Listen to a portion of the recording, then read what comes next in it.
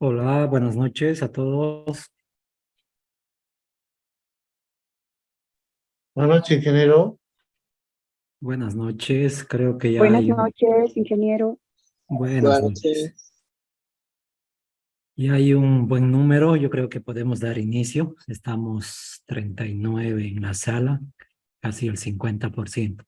Ya voy a hacer una pequeña presentación de la facilitadora de este módulo, el módulo 11, que es la argumentación jurídica en el ámbito de la decisión judicial, como nuevas tecnologías de la argumentación jurídica.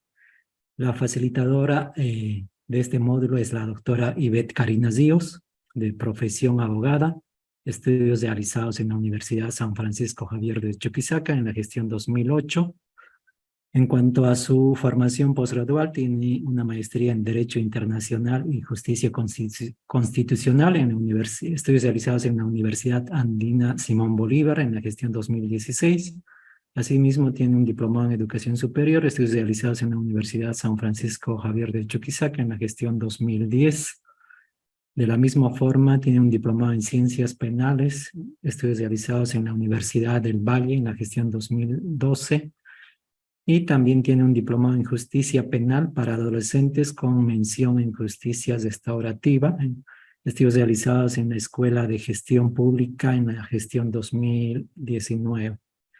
En cuanto a libros y artículos publicados, tiene publicado tres libros, lo que es compendio de sentencias constitucionales plurinacionales vinculadas a las naciones y pueblo indígena originario campesinos, publicado en la gestión 2016. Asimismo, ha publicado Justicia Constitucional con Perspectiva de Género en la gestión 2020 y también la protección de los derechos de los niñas, niños y adolescentes en la justicia constitucional en la gestión 2021. Bueno, con esa pequeña presentación, les doy la cordial bienvenida. Asimismo, darle la cordial bienvenida a la doctora Ivette Karina Zíos.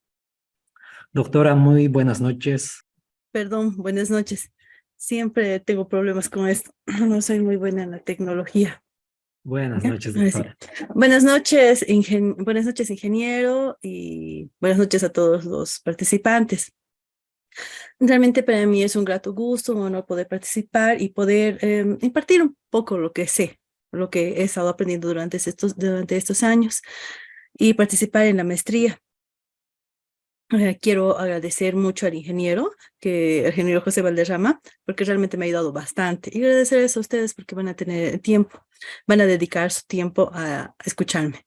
Mi nombre es Ivette Karina Ríos y pues nada, cualquier cosa me preguntan, me hablan, les voy a ir absolviendo sobre esto y sobre también el tema de la jurisprudencia, que es tema que he manejado más durante los años que he estado trabajando en el tribunal. ¿Y qué más? Me van a preguntar, me pueden ir preguntando a cada momento lo que si tienen alguna duda. Y este tema de la argumentación jurídica es bien, o sea, al principio va a ser así como que historia, pero yo lo quiero hacer un poquito más práctico para que les sirva más a ustedes y sea más útil para que puedan, no sé, si son administradores de justicia, para que puedan tener sus soluciones más fundamentadas y motivadas, y si son abogados libres, para que también puedan presentar sus memoriales de esa forma y a la vez poder observar si es que hay falta de fundamentación y motivación para que sí puedan presentar los diferentes recursos que tienen que presentar. Por eso es que también quiero hacerlo un poco más práctico. La clase se va a dividir en argumentación jurídica y luego vamos a pasar a la segunda fase como ponderación.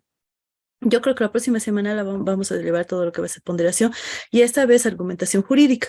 Hoy yo creo que vamos a hacer así como que un poco más, más historia, más teoría, pero ya mañana quisiera que vayamos practicando con casos. Como les dije, la fundamentación y motivación es sumamente importante. Bueno, la fundamentación y la motivación es básicamente la argumentación jurídica. Y la argumentación jurídica es pues importante en cualquier resolución, ya sea de la Corte del Tribunal Supremo, del Tribunal Constitucional, incluso las administrativas. Así lo ha dispuesto el Tribunal Constitucional. Y pues nada, incluso de los indígenas, porque actualmente el Tribunal Constitucional incluso está revocando decisiones de las autoridades indígenas porque no han respetado los derechos de las partes. Entonces, sí es, en cualquier ámbito que se trabaje, sí es importante y se puede interponer cualquier recurso. Con eso, bueno, quería decirles gracias y como les decía, vamos a hacer el tema hoy día, yo creo que un poco más teoría y mañana un poco más de más práctica con las sentencias. No sé en realidad cuántos son. Ahora, un minutito voy a sacar un screenshot de las personas que están en pantalla para que eso pongamos en la lista. Como les digo, no soy muy buena en tecnología. Ay, aquí está, creo que es ese. Y así no llamamos lista. ¿Está bien? Les ruego que me den 2 minutitos en lo que abro las diapositivas y vamos a empezar. Pero mientras tanto, estaba buscando algo para que nos distraigamos, ¿no? Algo que me parece bien chistoso. A mí, pasando clases de diplomado de educación superior, mi hijo me decía, ¿por qué te enseña la profesora con videos? Y yo le dije, porque creo que entendemos mejor. Y aquí yo quería mostrarles un video que todos lo conocen, pero que a mí me parece muy chistoso. Ahorita se los comparto en lo que preparo, en lo que comparto mis diapositivas. A ver, ¿alguien tiene algo que decir? Pero pongo por eso el No activa. Ya, ahora sí, buenas noches. Bueno, no sé si mostrar ese video ahora o después. He tenido un problema con mi computadora y por eso estoy intentando usar dos portátiles. A ver, porque a una no le entiendo bien y a la otra más o menos. Mm. Bueno, quizás a algunos se parece un poco así, parece un poco chistoso, pero es más o menos como es el tema de cuando una sentencia no está argumentada. Todos lo conocen, todos ya han debido ver, pero un poco para relajarnos. Aquí. ¿Recuerdan este video? Y pertenecía al chico, ¿no? A ver, les contesto. Siempre y cuando usted acepte que el chavo lo atropelló. Correcto. Pero lo atropelló por miedo. Lo policía porque ¿Cómo se llama eso? ¿por qué no dejan mejor que el hijo del profesor Girafales salieron a la calle a buscar al gato, no? Efectivamente. Chico salió por un lado y yo salí por el otro. No, al revés. Se salió por el otro y yo salí por el uno. Entonces, yo iba cuando de repente me distraje porque en la banqueta vi que estaba una señora muy bonita, muy bonita. Mi chavo, un momentito. ¿Saben que a los señores nos distraiga una señora bonita? Pero a un niño. Yo no me distraje por la señora bonita, lo que me distraje fue por un señor que estaba parado hace como menso en la calle viendo a la señora bonita. Entonces atropellé al gato por esquivar al señor que estaba como menso en la calle viendo a la señora bonita. ¿Les digo quién era ese señor? No, no hace falta, no hace falta. No quiere que... Declaro inocencia al cabo y se cierra el caso.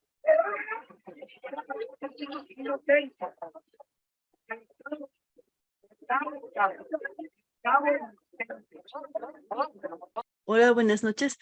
Sí, creo que yo lo cerré por entrar. Como les dije, estoy con dos portátiles y no sé, una quería cerrar por el eco y ahí fue donde pasó. Les quería mostrar el video del Chavo del Ocho, ese video en particular, porque si se dan cuenta, ahí el profesor Girafales agarra y declara inocente el Chavo sin fundamentar, ni motivar, ni basarse en las pruebas, en nada. Simplemente le presiona y agarra y dice, ya no está, declaro al Chavo inocente. Ese es el típico caso de una resolución, porque hay resoluciones así también, sin fundamentación y sin motivación. Sin motivación no tiene nada, ni nada de prueba. Sin argumentos, no hay ningún argumento jurídico y ningún argumento fáctico. Simplemente el profesor Girafales agarra y lo declara inocente. Yo soy un poco visual, por eso es que ese ejemplo me gustaba, para retratar y recordar, tenerla clara cómo es una falta de fundamentación y motivación. Ahora, con ese video, que espero les haya desestresado, voy a compartir pantalla, voy a empezar la clase. Y voy a compartir mi pantalla. ¿Me escuchan, verdad? Sí, doctora. Sí, Fuerte, doctora. claro. Ya. A ver. Una forma de... Una de las formas para lograr un verdadero acceso a la justicia es que cada persona conozca cuáles son sus derechos. Vuelvo al videíto. En el videíto, el Kiko no se ha dado cuenta que se le ha vulnerado su derecho al debido proceso ni su derecho a la defensa. Está ahí. Y por eso es que creo que es fundamental que todos conozcamos nuestros derechos y las acciones que tenemos frente a eso. Y ya. El título de la exposición es Argumentación Jurídica.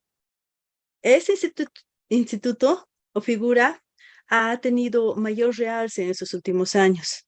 Se ha estado hablando mucho de eso, sobre todo en el Tribunal Constitucional y sobre todo desde la creación del Tribunal Constitucional. Como, bueno, ustedes han debido incluso interponer la nulidad de algunos autos de vistas o autos supremos porque no está debidamente argumentado, fundamentado y motivado. Por eso es que he decidido hablar en esta clase sobre 3 puntos objetivos. Tengo sobre 3 puntos claros. ¿Qué es la argumentación jurídica? Tercero, ¿cuántas clases de argumentación jurídica existen? Aquí quizás vayamos un poco más a la historia. Como les dije, es un poquito así, tenemos que empezar con la historia. ¿Y cuáles son los elementos constitutivos del debido proceso? Para lo cual ya les adelanto, ¿no? Fundamentación, motivación y recientemente la congruencia, que tienen que existir en las resoluciones. Con con los objetivos claros para nuestra clase, vamos continuando. Esto. Ya. ¿Qué es la argumentación jurídica? La argumentación jurídica no es decidir, no es la decisión final, no es lo que al final va a decir el juez.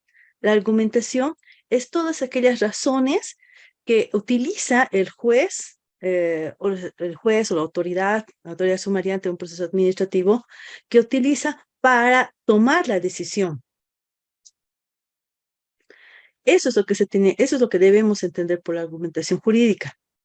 Todos aquellos argumentos fácticos y normativos para llegar a una decisión jurídica, ya sea un auto supremo, un auto de vista, una sentencia constitucional, y como les dije, incluso en los actos administrativos, en cualquier resolución judicial que constituya, modifica o extinga algún derecho, en cualquier materia, civil, penal, familiar, en cualquiera. Todas estas resoluciones tienen que ser debidamente argumentadas. En Bolivia se ha entendido a la argumentación jurídica con sus 2 componentes. Hablo de cuando se ha creado el tribunal. En las primeras sentencias, 1990, 2000, 2001, ya se ha hablado que la argumentación jurídica en las resoluciones es la fundamentación y motivación. Recientemente se ha incorporado a la coherencia como parte independiente, no como parte. Que la fundamentación, ¿qué es? Es básicamente todas esas normas que sustentan, ¿no? La Constitución, la jurisprudencia, todo aquello que da el marco normativo, todo aquello que lo está argumentando jurídicamente. Y la motivación, que va con su componente con las pruebas, los hechos fácticos, los hechos probados y reales. Y bueno, como les dije, la congruencia que puede ser congruencia interna y congruencia externa. La congruencia externa, hay vulneración de la congruencia externa cuando no se responde a todos los fundamentos expuestos por las partes. Y hay falta de congruencia interna cuando, no sé, en todo su argumento dicen que, Juan Pérez no es,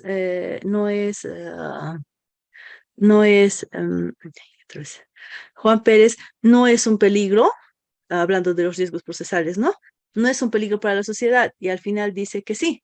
o dice en todo su argumento que sí, que va a ser, que es un peligro para la sociedad, porque la víctima es una mujer, y los estándares dicen que tiene que cuidarse más a la mujer, y al final dice no, o al final resuelve con que ese riesgo ha sido desvirtuado, congruencia interna, pero lo vamos a desarrollar más adelante.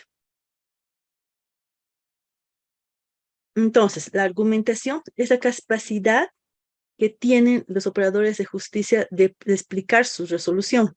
Además de ser esa capacidad, es una obligación que tienen de argumentar bien sus resoluciones. Como dije, con razonamientos jurídicos y con razonamientos fácticos. Entonces, cuando no tienen eso, no tienen esa debida motivación, las resoluciones se vuelven arbitrarias. Y es esas resoluciones las que se pueden impugnar. Ya. Bueno, les digo, no sé, pero me imagino que ustedes también, en el transcurso de lo que han estado en su vida laboral, han interpuesto acciones acciones tutelares contra resoluciones que no están debidamente fundamentadas y motivadas y porque son arbitrarias. Hay sentencias muy buenas que les voy a dictar para que les sirva para argumentar, para que puedan fundamentar mejor.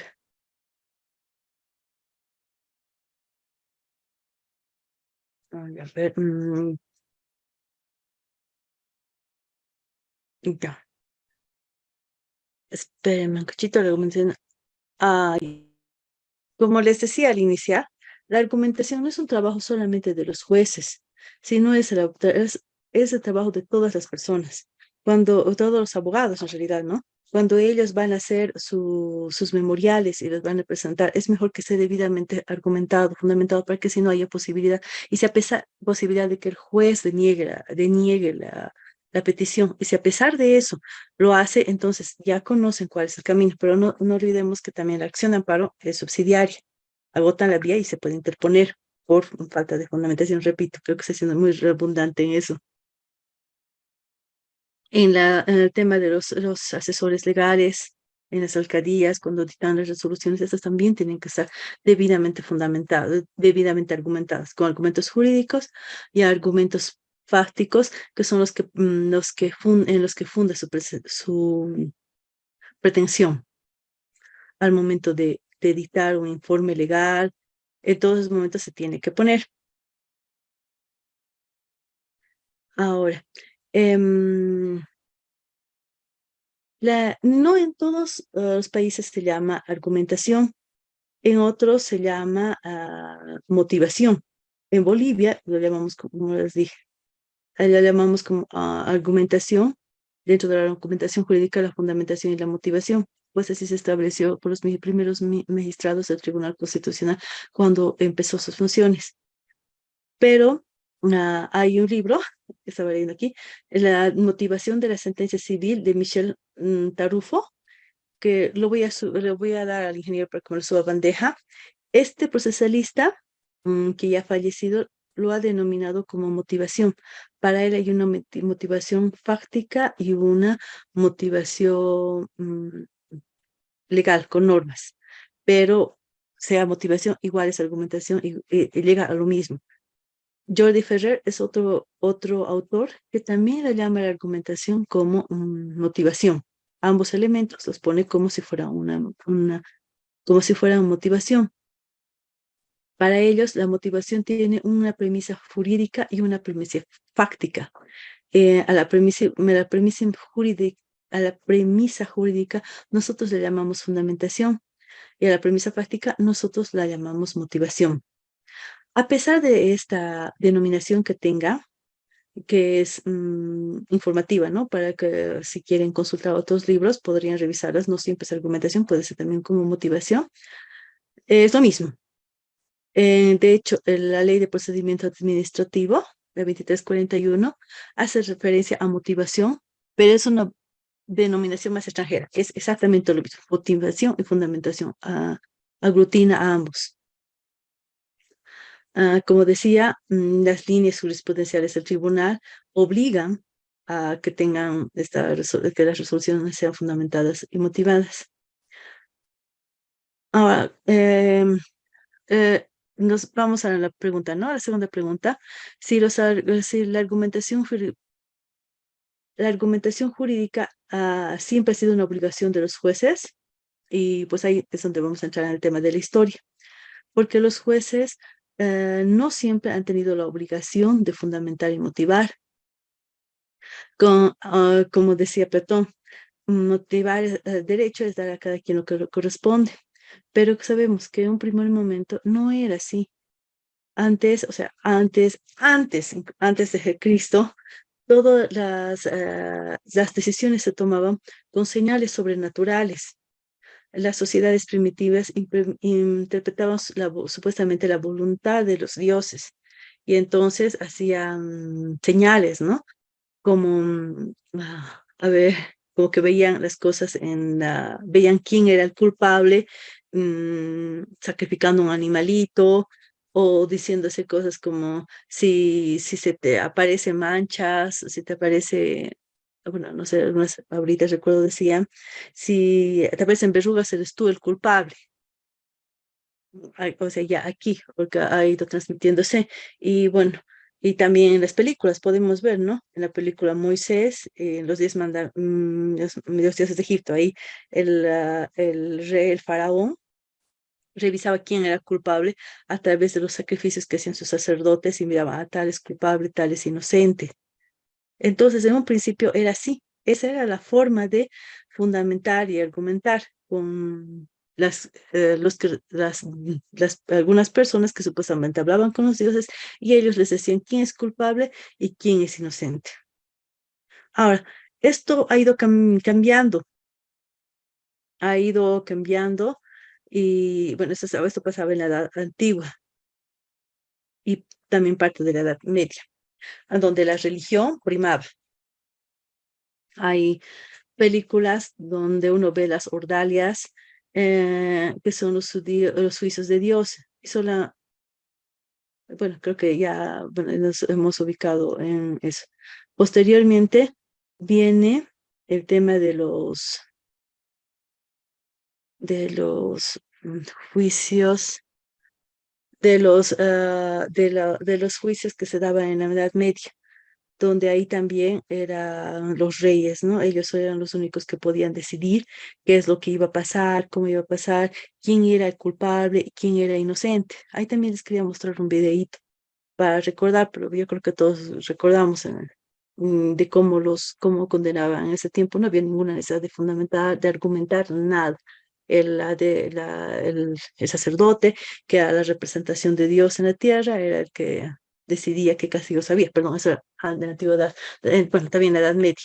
Después vienen los reyes y ellos son los que deciden quiénes son culpables, cómo se los tiene que sancionar y ya. Ellos eran los únicos que podían decir y decidir y no había necesidad que argumenten ni que fundamenten nada. A ver, ¿y yo por qué estoy hablando sobre esa parte, no? Es porque yo no sé cómo será allá en PAN, pero aquí en Sucre todavía la Facultad de Derecho lleva el derecho romano en el primer curso. Entonces toda esta parte se va avanzando y yo por eso es que he estado hablando sobre ese origen. Además que nosotros al principio de todo lo que es el derecho hemos tomado muchos principios del lado europeo. Y por eso estaba hablando estaba tomando como ejemplo eso.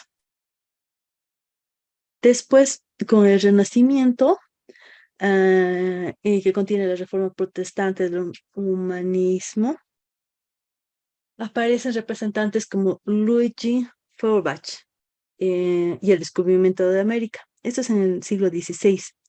Aquí se derrota ya, durante todo ese siglo, se derrota el clero y después también se derrota el clero y con la Revolución Francesa se derroca a la monarquía, lo cual cambia completamente el paradigma, porque si bien antes era primero en la antigüedad, ¿no? Los representantes de Dios y todo lo demás, luego en la Edad Media que ya el sacerdote y luego vienen los reyes, que eran los únicos que decidían y decían como quién era el culpable, quién era el inocente y cómo era el castigo. Con eso, todo ese paradigma cambia completamente en el 2016. Y este es un hito importante que va a dar inicio a lo que lo que posteriormente se va a llamar el positivismo.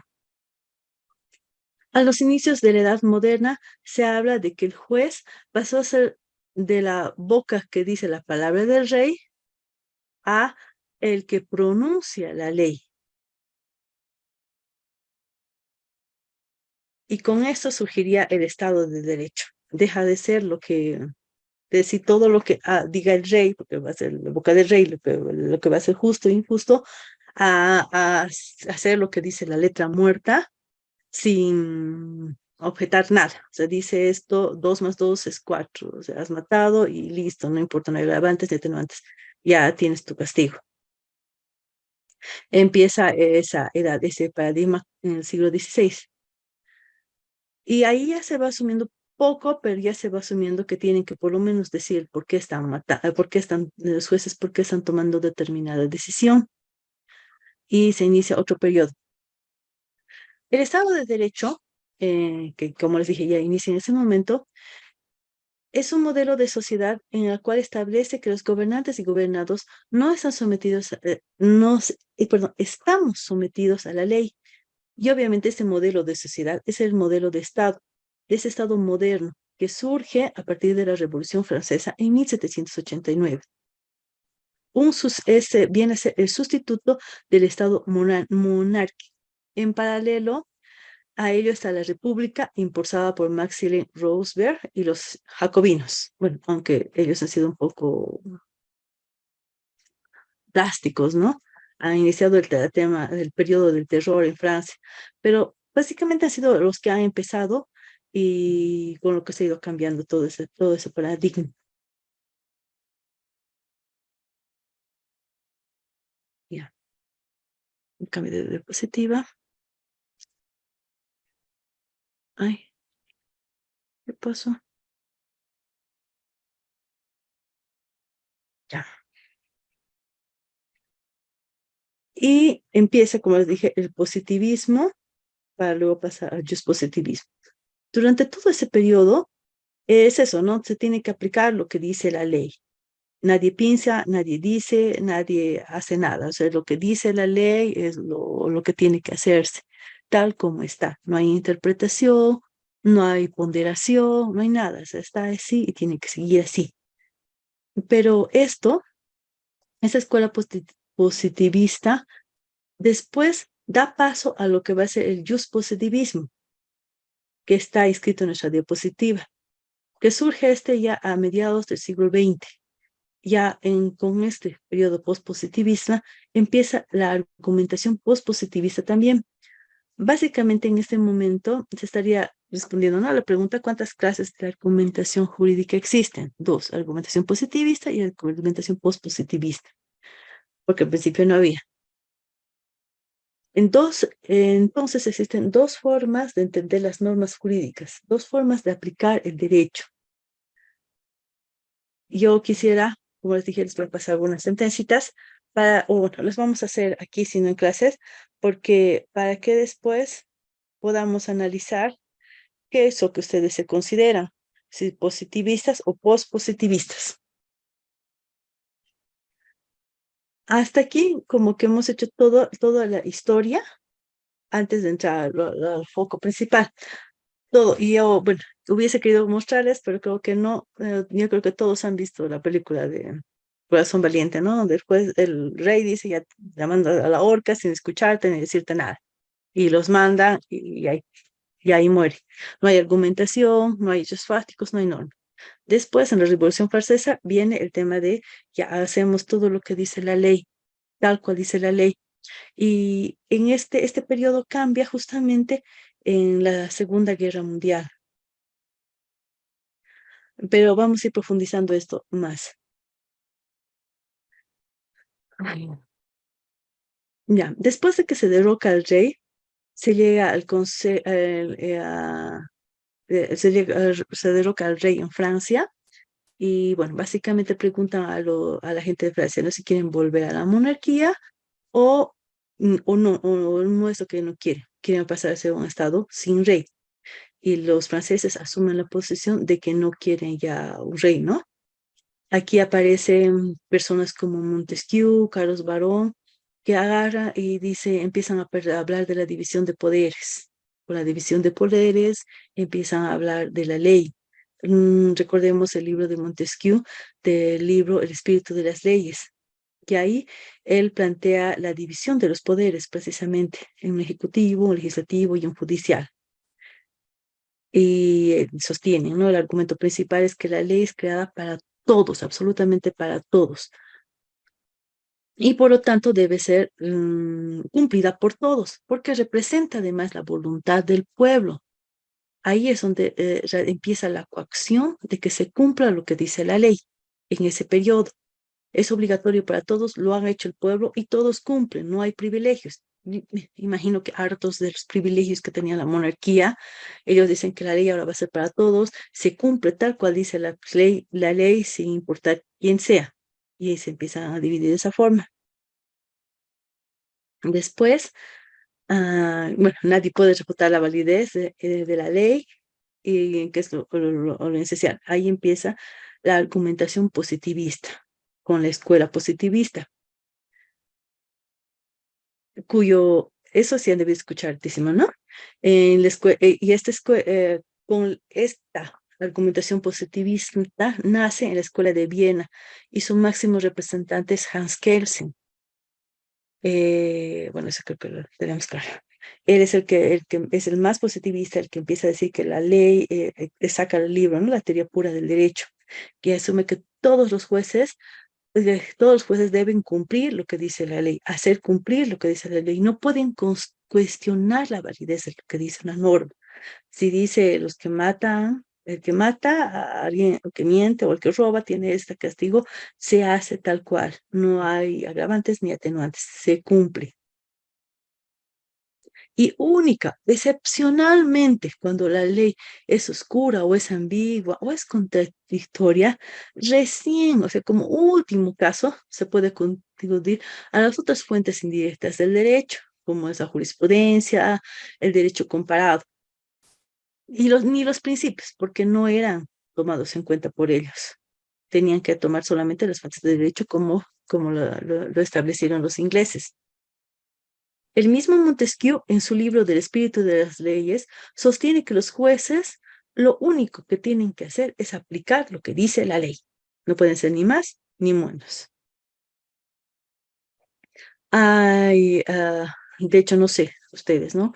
Pero hay jueces que dicen, todavía jueces así como que mayorcitos, dicen que la ley es sabia, la ley es justa y la ley se cumple. La ley no se equivoca. Y aquí vienen casos, se me viene aquí mientras estaba hablando de o sea, los casos específicos. Ahora, por ejemplo, sabemos que a partir de la Recomendación General 33 de la CEDAW, las mujeres pueden elegir con qué jurisdicción quieren que se los juzgue. Eso lo sabemos a partir de la Convención y lo debemos cumplir a partir de lo que dice la Constitución.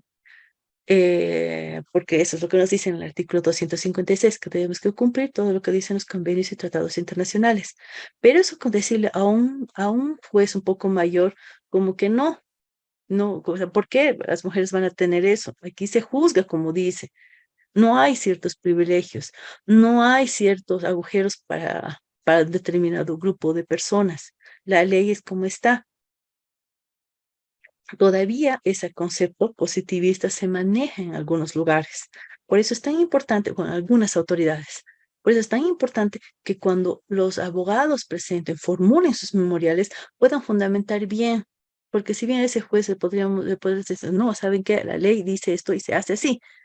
El abogado puede apelar y luego si se mantienen los vocales, entonces puede presentar si ahí se agota la vía en ese caso, puede presentar su amparo con el argumento, con su debida fundamentación. Y obviamente el tribunal va a revisar todo eso y lo puede, ¿no? No lo va, lo puede, lo va a analizar y después puede revocar la resolución. Por eso es importante ambos, fundamentar y motivar. Bien, Ahora, este enfoque positivista, en ese momento en el que estaban, era bueno, ¿no?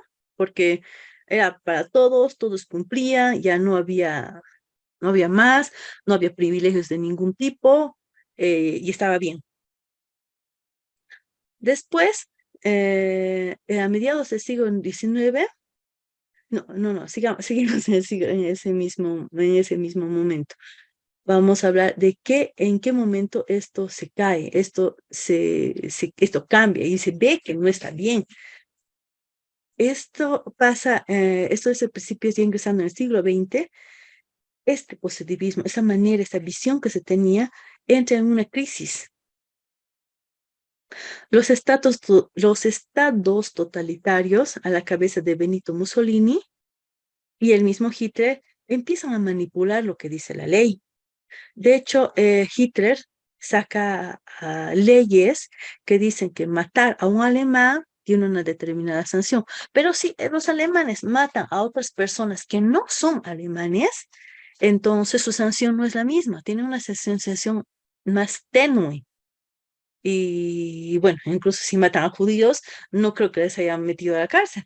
No estoy segura de eso, ¿no? Me imagino, pero la ley alemana sí decía que matar a un alemán sí tenía una pena fuerte, pero matar a personas de otros lados no tenía una pena fuerte. Empiezan así los políticos a manejar las leyes, los códigos, a hacerlos a su talla y cambiarlos como ellos querían.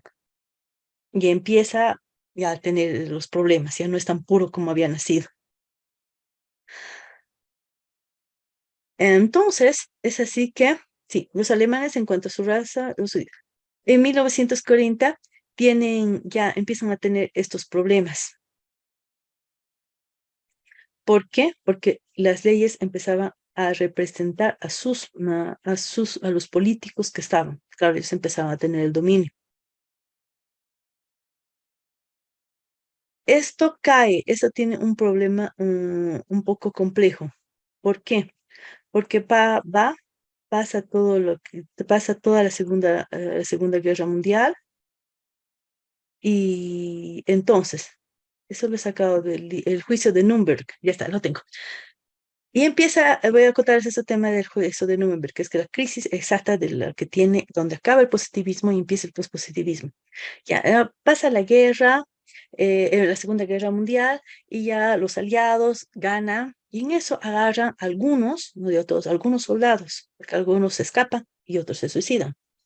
Y entonces ahí empieza el juicio de Nuremberg.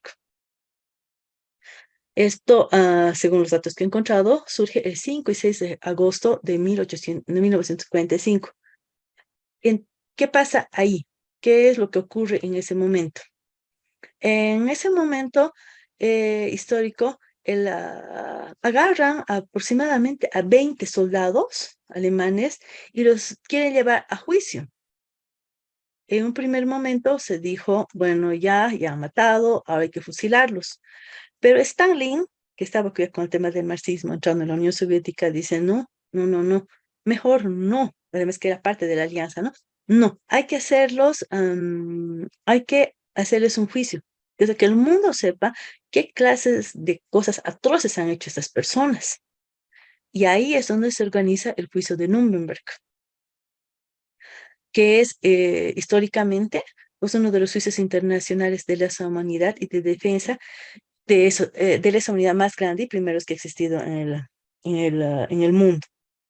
Ahora, como les decía, con la visión positivista, porque en ese momento todavía estaba la visión positivista, la defensa de estos alemanes dice, es nulo un crimen, nula pena sin ley.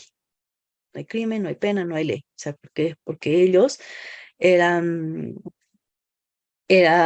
cometido delitos, pero en su territorio, y que no era contra ciudadanos alemanes. Entonces, según su ley, no había sanción, o sea, su sanción era muy poca. Por lo tanto, su conducta no se debería considerar como un delito. Obviamente, esa es estrictamente lo que dice la ley. Y conforme está su ley, ha matado gente que no es precisamente alemana, entonces su destino. Y no debería ocurrir nada. Pero como parte del tribunal estaba Gustav Roche, que era parte del Tribunal Internacional. Y él explica la tesis, una tesis en esa sentencia, que pueden acceder a internet. Yo he sacado los, pero bueno, a ver si mañana les muestro, ¿ya? Esa tesis, dice básicamente que no, a ver, él dice que cuando el derecho es excesivamente injusto, deja de ser derecho. Cuando el derecho es excesivamente injusto, deja de ser derecho.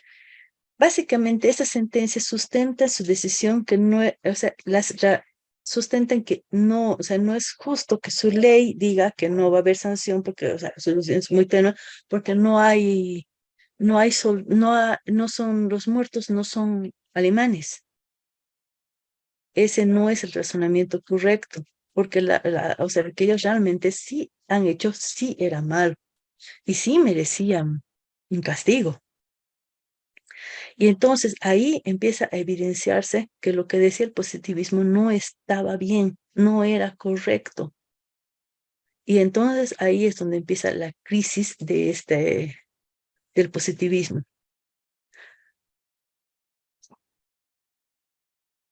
Porque ya ha dejado de representar en ese momento, en ese juicio, ha dejado de representar la voluntad de la gente, dejó de representar la voluntad del pueblo. Era la voluntad de Hitler en su momento, que ha cambiado las leyes y ya no los liberaba de sanción, cuando el mundo conocía que ellos realmente hicieron mucho daño, mataron a mucha gente y merecían un castigo. O sea, la ley ya no era tan como tenía que ser, tan cumplida como debería ser. Entonces ahí empieza a cambiar ese paradigma. Espero haberme dejado entender. Después de eso, ya empiezan a surgir los pospositivistas, a la cabeza de Robert Alexis, Manuel Atienza. Ellos plantean Robert Alexis, que además lo vamos a estudiar más por el tema de la ponderación, que va más adelante, como les dije. Es parte de quizás la próxima semana. Alexis plantea que se debe permitir a los jueces en casos concretos ir más allá de lo que dice la ley. Rompe el paradigma del monopolio de la ley en el positivismo y asume que el derecho no tiene como única fuente la ley. En el pospositivismo se sostiene que el derecho tiene una pluralidad de fuentes. Hay una diferencia esencial en el pospositivismo. La ley es una fuente del derecho. La jurisprudencia también es una fuente de derecho, y algo muy importante, pone que los principios también son una fuente del derecho.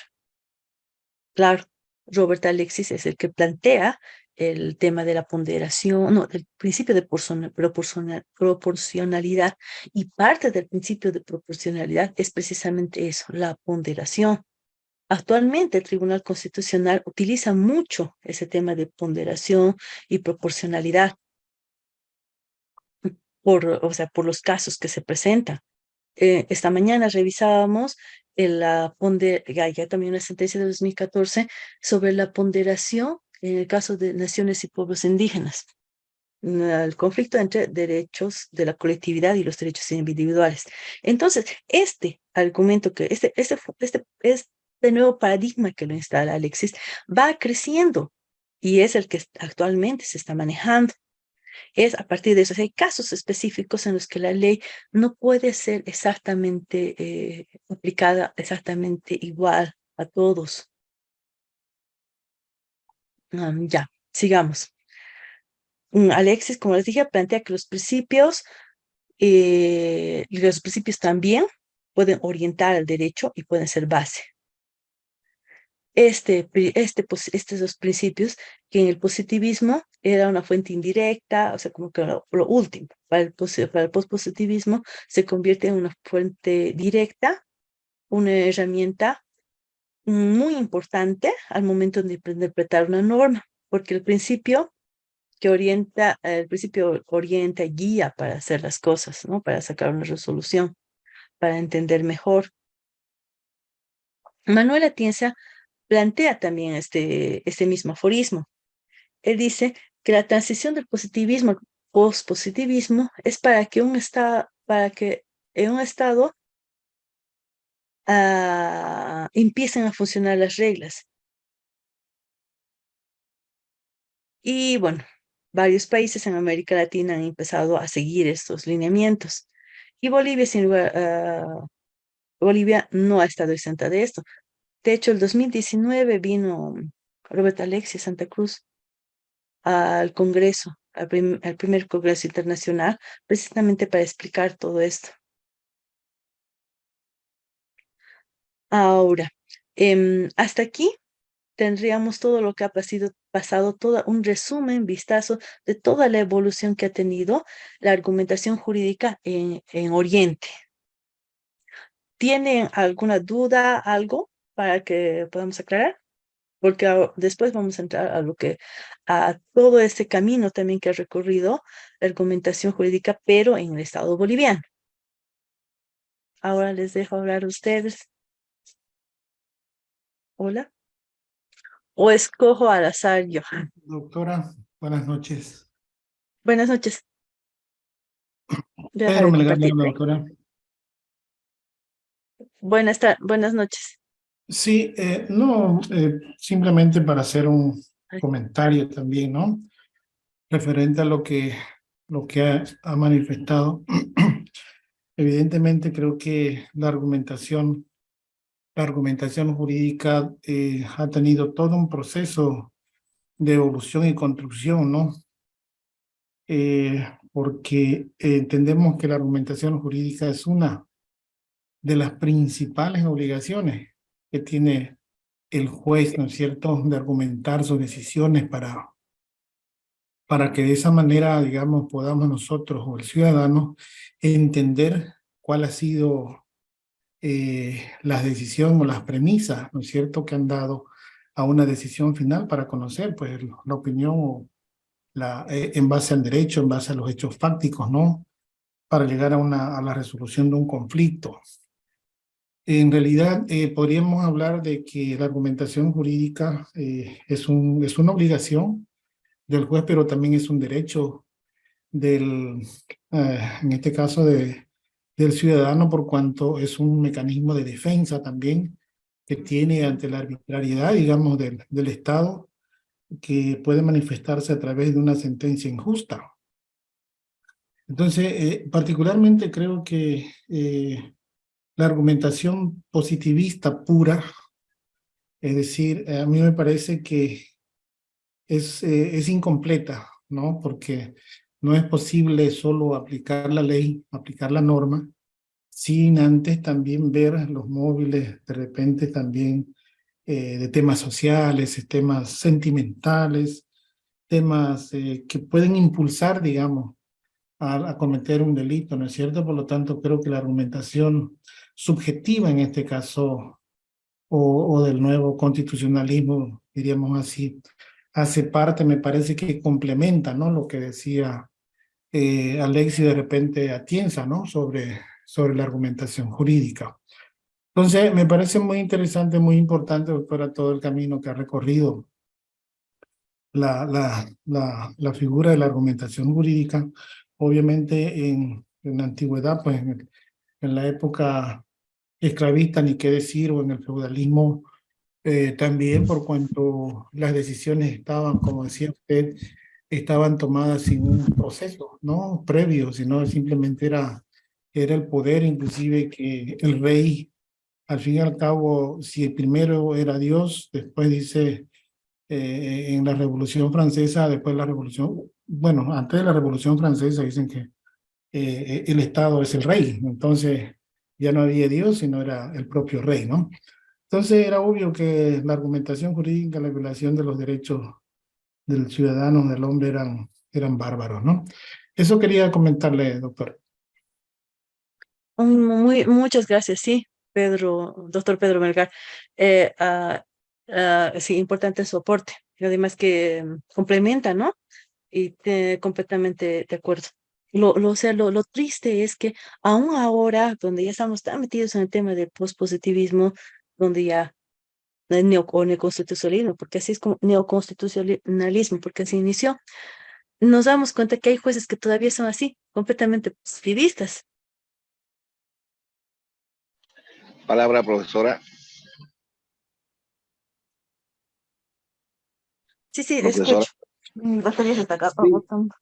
Yo creo que a partir del modelo constitucional o del modelo de dogmática constitucional que tenga cada país o su diseño constitucional, profesora, podemos hablar del positivismo, del pospositivismo en la argumentación jurídica.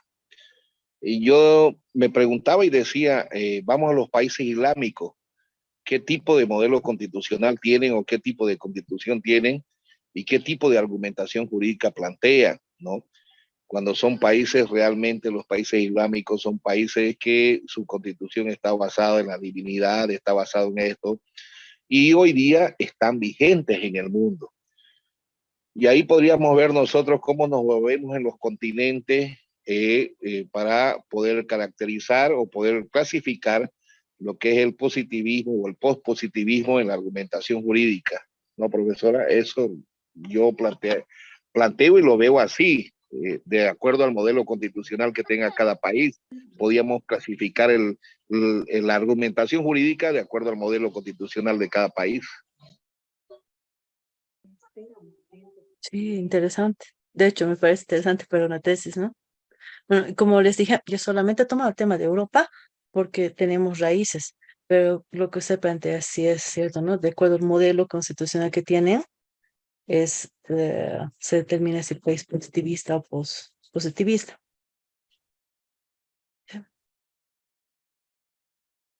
¿Ya? ¿Alguien más quiere intervenir?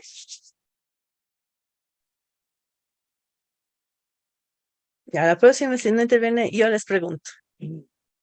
A ver, sí, sí me parece importante mostrar todo el camino que ha recorrido para llegar, para seguir avanzando, como tener como antecedente, ¿no?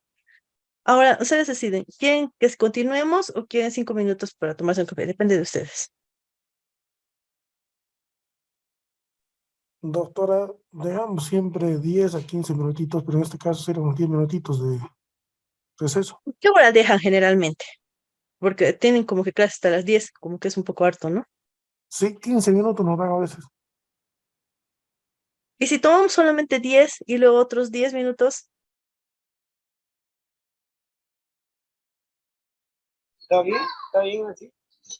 ya es y 24, o sea, de 34, y luego volvemos a pasar otra vez a clase y con el tema de nacional, con todo el camino que he recorrido en Bolivia, la argumentación, y después nos vamos a mostrar, recordamos otra vez 10 y les muestro cuál es una pequeña sistematización que yo he hecho para ubicarme más en la fundamentación y motivación. ¿Qué elementos tienen? Eso a partir de una sistematización de las sentencias que tenemos, de las sentencias del Tribunal Constitucional. ¿Les parece?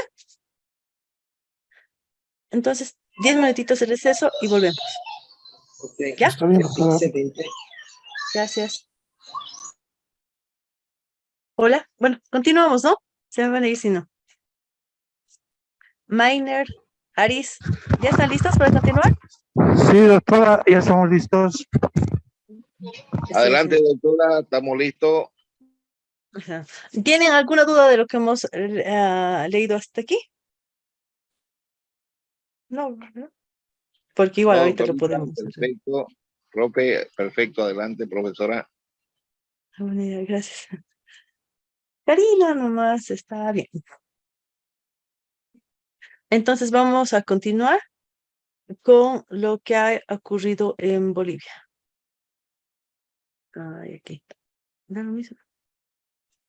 Ya. Un minutito.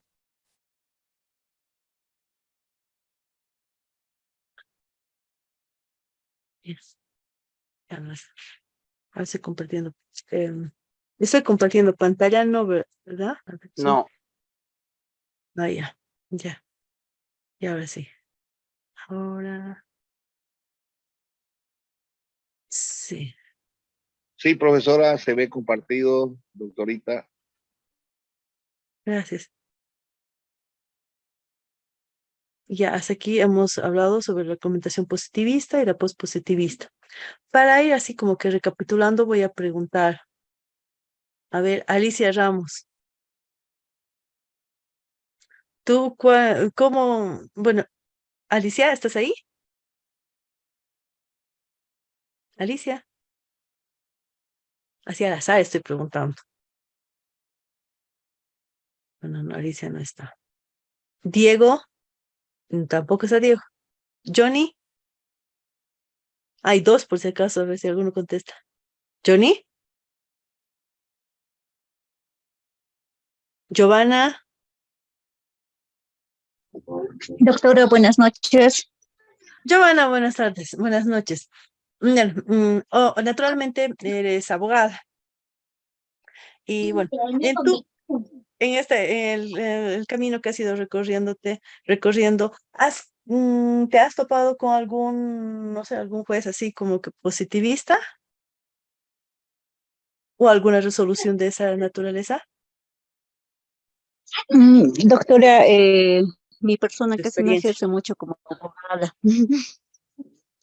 Más estoy en la función pública y casi mucho, digamos, de toparme con algún juez de esa índole, no, no, doctora.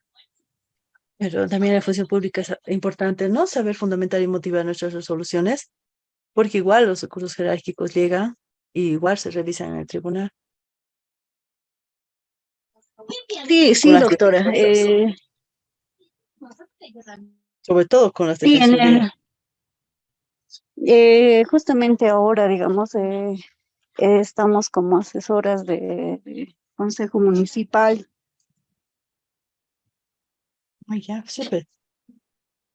Sí, y casi de mí, digamos, como es en provincia mi trabajo, solamente hacemos las resoluciones, revisión de carpetas, función de las carpetas de proyectos, más que todo, y casi no me está llegando, bueno, hasta ahora en mi función, digamos, a realizar algún proceso o algo así. Más Siempre mi se trabajo es... necesita, incluso Sí, para sí, cuidar. sí, sí, Fundamental. doctora, en esa parte sí.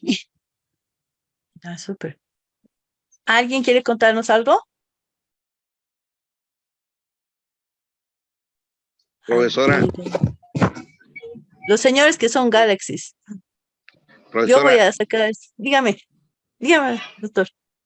yo creo, profesora, que de un tiempo a esta parte no hemos vuelto nosotros mucho a la referente a las sentencias constitucionales.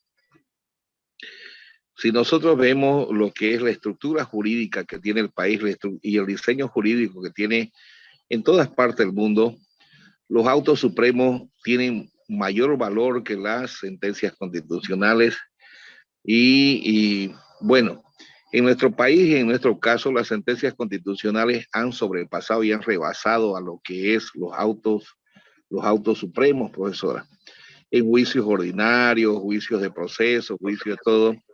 Hoy día creo que nosotros en Bolivia hemos constitucionalizado todo, ¿no? Cualquier tipo de proceso, procesos sumarios, procesos ordinarios, procesos familiares y todo, hemos venido constitucionalizándolo referente, bueno, también la Constitución nos da una cláusula abierta, ¿no? Nos da una cláusula abierta, nos dice que los derechos son progresivos y si bien no están en el catálogo de la Constitución, también se pueden plantearlo. El diseño constitucional que tenemos en Bolivia nos permite eso, poder plantear y permite también que podamos constitucionalizar la justicia ordinaria. Y eso ha hecho que los autos supremos, que son los que marcan jurisprudencia en el país, estén muy poco revisados y estén muy poco argumentados. Hoy día nosotros vemos que las sentencias constitucionales del Tribunal Fundador, Tribunal Itinerante, Constitucional y Tribunal Actual, los abogados nos hemos acostumbrado a plantear jurisprudencia y referirnos a sentencias constitucionales, cuando lo que nos debía dar la línea, la doctrina y la jurisprudencia serían los autos supremos realmente, ¿no? En lo que es materia de puro derecho. Y en Bolivia, muy distinto a lo que ha pasado en Colombia. En Colombia se respeta muchísimo. Ecuador también se respeta muchísimo, que pese que tienen modelos constitucionales muy parecidos a los nuestros, nosotros seguimos con la argumentación jurídica. Más que la argumentación jurídica, profesora, me animaría a decir una argumentación constitucional, ¿no?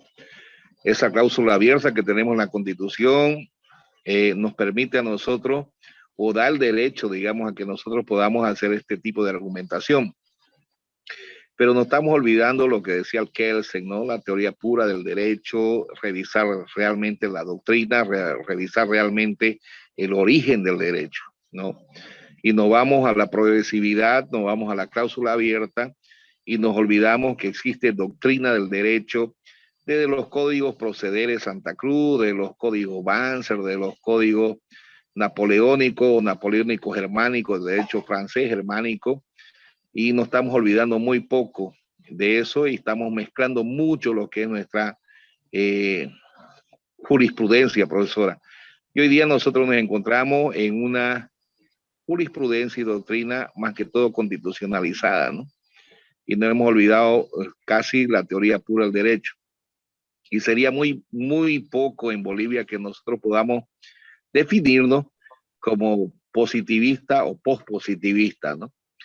Si vamos por positivista, teníamos que ver los autos supremos, que son los que hacen doctrina, positivista en los que hacen doctrina, los autos supremos, y postpositivista las sentencias constitucionales que hacen jurisprudencia ya casi constitucional, que todos los abogados están acostumbrados a utilizar.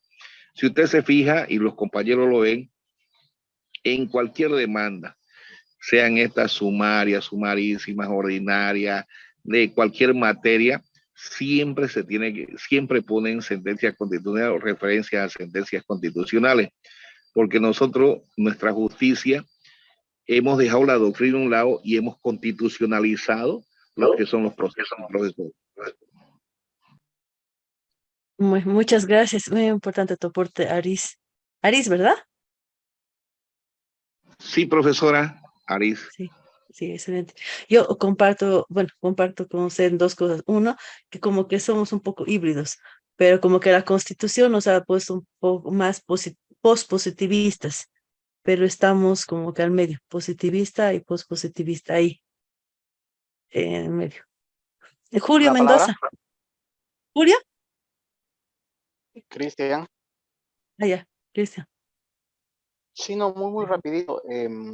No, A sí, ver, sí. yo creo que en realidad después de la posguerra, de la última guerra, o sea, la Segunda Guerra Mundial, y en la transformación del mundo, en la gran parte del mundo, en estados constitucionales, la idea es esa, ¿no? La idea es que se dé un paso más allá del positivismo cerrado que existía anteriormente. O sea, cuando lo que hay que entender es que la diferencia cerrada entre ambas categorías es cómo se halla la construcción moral en cada una de ellas. Entonces, yo creo que ni siquiera Juan Antonio García Amado puede decirse que es un positivista cerrado. Ya él mismo acepta que los principios eso forman parte, ¿no? Ahora, depende cómo tú lo vas a, depende de la forma de argumentación que lo vayas a hacer, la crítica que hace él, y por lo menos la pelea que tiene siempre, bueno, la pelea sana que tiene siempre con, con los pospositivistas, ¿no?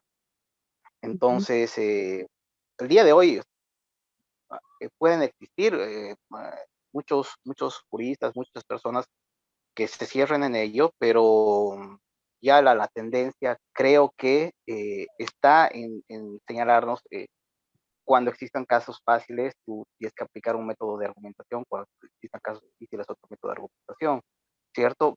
Pero la pregunta está, y siempre la hago, es más allá, ¿cuál es el límite de esta segunda forma de argumentación, que seguramente te la va a llevar la próxima semana, que es la ponderación, ¿no? Y cómo también controlar los excesos de aquellos pospositivistas.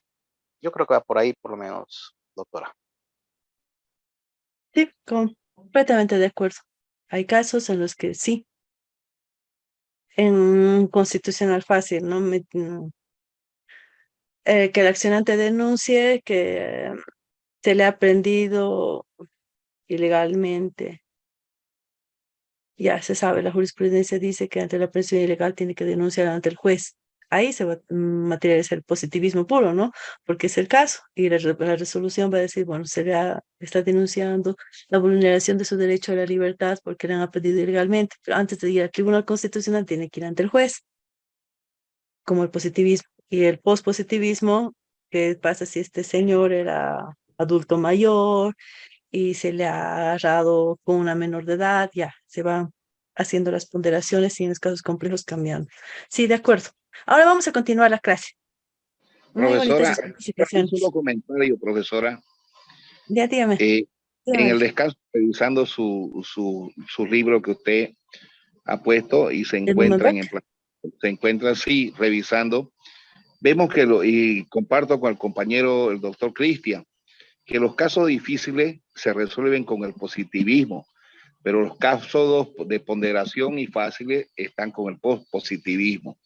Y lo argumenta en su libro de usted, que está ahí, he podido revisar algo muy rápido. No Sí, que pasa los nada, casos claro. difíciles sí están con el positivismo, doctora. Doctora, Sí, sí, sí, escucho. sí, están con el positivismo. Los casos difíciles en Bolivia se los resuelve con el positivismo y los casos de muy fácil de decisión o ponderación o ver cómo se pondera estos temas, se los resuelve con el positivismo, doctora. Sí. Ya, ahora continuamos. No Doctora, pasa buenas nada. noches. Disculpe, doctora. Buenas. Le habla Alicia, doctora. Yeah. Doctora, tal vez complementar, me llamo doctora, me incorporé un poco tarde. En cuanto a lo que es, vamos a decir, la forma, el enfoque que se da a la argumentación en nuestro país, podría decirse que es a elección de uno, ¿no? De uno si toma un enfoque o el otro enfoque, la argumentación. Eso va a depender mucho de la manera, en la forma en que lo va a ir comprendiendo y lo va a ir aplicando las normas legales, así como en las decisiones judiciales, ¿no? Eso, doctora, tal vez llegué tarde. Sí. Disculpe, doctora. Está bien. Está bien. Ya, continuamos. Sí, sí, pienso igual. Y creo que los autores, sobre todo los que me baso, sí, también manejan así. Ahora vamos a hablar un poco también de historia en el caso de Bolivia.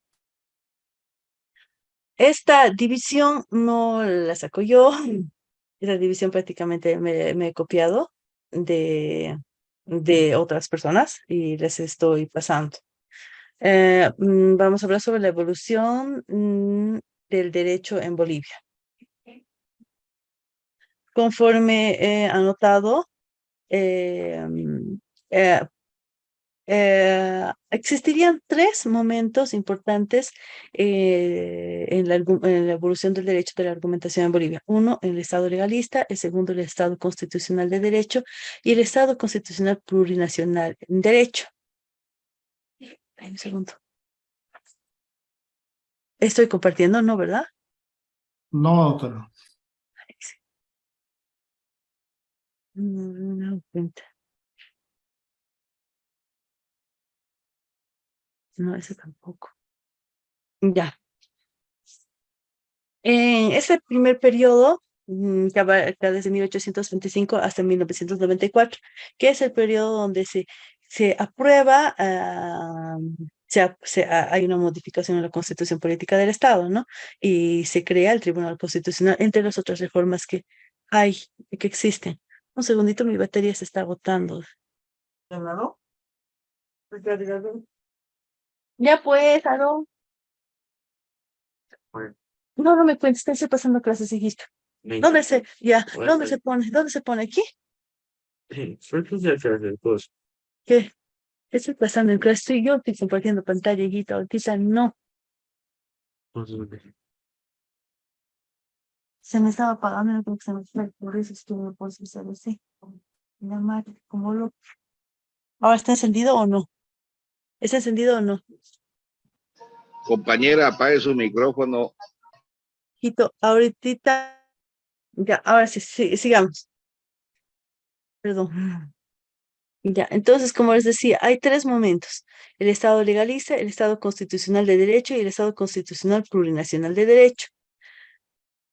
Como Bolivia ha tenido harta influencia de Francia, al igual que en Francia, cuando se creó, cuando ya se ha instalado Bolivia, ya han sacado la primera constitución, entonces han tenido ese mismo paradigma, ¿no?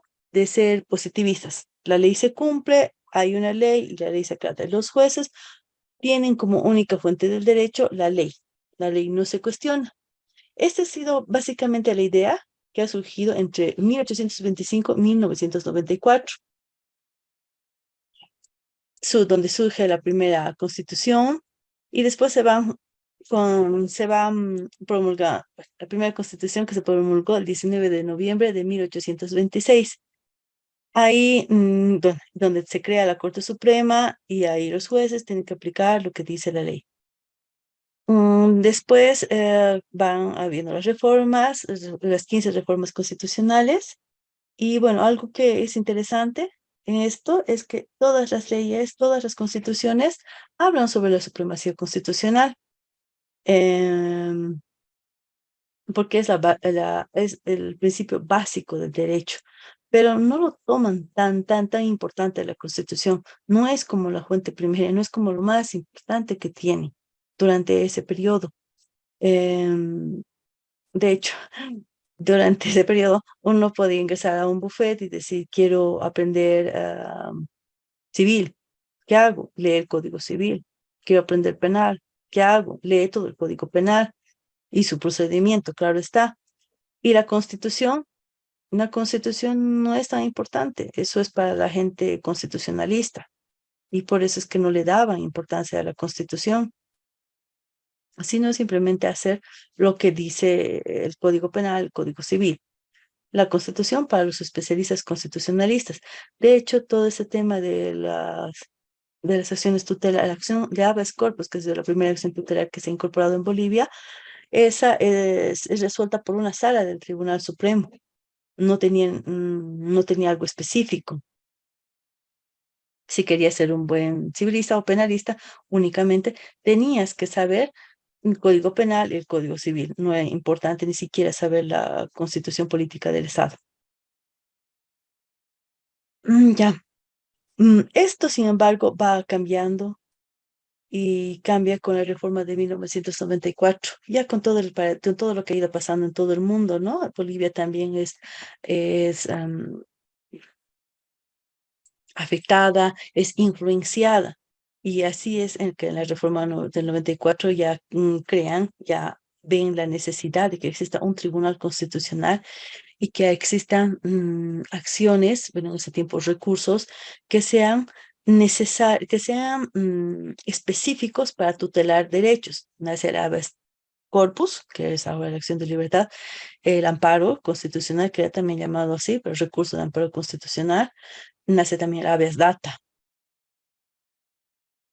Y bueno, como repito, surgen también los recursos, el recurso de nulidad, el recurso de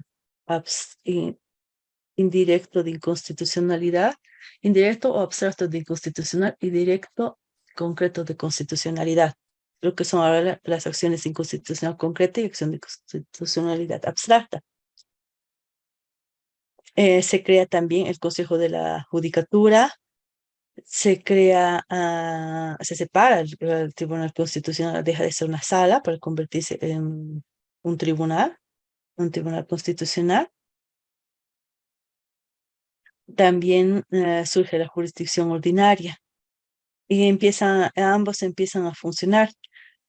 El Tribunal Constitucional empieza a funcionar con la Ley 1836 en 1999. Y bueno, ahí, con los primeros magistrados, en sus primeras sentencias, es donde hace dar cuenta a todos que es importante la Constitución. que la Constitución en realidad es la primera norma, es la básica, es donde todas tienen que aterrizar y donde todas tienen que empezar a crearse y seguir. Y de esto, o sea, en las primeras acciones, ¿cómo se van dando cuenta? ¿Cómo empieza a surgir con los abogados que interponen y y el Tribunal Constitucional que empieza a ejercer ese control de constitucionalidad?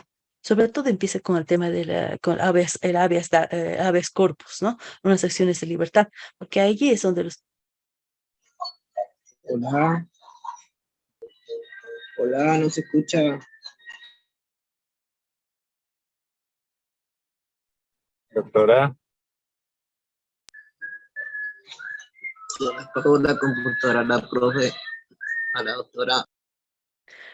Entonces, como les decía, es el mismo Tribunal Constitucional con sus primeras sentencias que hace dar cuenta que sí o sí tienen que respetar lo que dice la Constitución. Bueno, al apunte que he preparado, te indico que es fundamental, los primeros que se dan cuenta son los penalistas, porque son ellos los que empiezan a decir, bueno, el auto de vista no está debidamente fundamentado, por decir, ¿no? Ya, se empiezan a dar cuenta que tienen que hacer, o ha habido una aprehensión ilegal, ya, y la Constitución decía ya, que no puede haber aprehensiones ilegales. Y entonces es ahí donde se empieza a crear y dar la relevancia al Tribunal Constitucional. Y eso va poco a poco va ahondándose, ¿no? Y ese paradigma de que existía, de que para ser un excelente civilista solo tienes que saber código civil, o ser un buen penalista solo tienes que saber penal, y no había más que esos dos, ya va cambiando, ya va modificándose, porque además de eso tienes que saber la constitución política del Estado. Entonces va, y además crear la, la, mm, va creando y implementándose la supremacía de la Constitución.